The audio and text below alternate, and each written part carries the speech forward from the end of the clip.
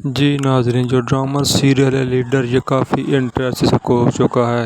اس میں دکھاتے ہیں کہ جو لڑکا کالج میں پڑھتا ہے اور جو اس کی دوست ہوتی ہے اس کو بولتا ہے والد کہ میں نے تم کو منع کیا تھا کہ اس سے دور رہو، وہ تمہیں استعمال کریں گے لیکن تم نے میری بات نہیں مانی۔ وہ بولتی کہ میں نے تو ایسا کچھ بھی نہیں کیا۔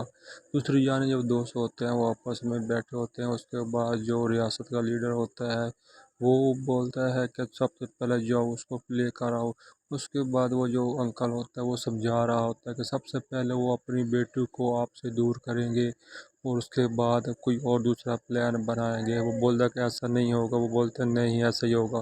اس کے بعد جو لڑکی کو والد ہوتا ہے وہ بولتا ہے کہ میں نے تم کو منع کیا تھا کہ اس سے دور رہو، تم پھر بھی اس کے ساتھ بیٹھی تھی اور گھومتی تھی لیکن وہ ابھی تمہیں استعمال کر رہے ہیں۔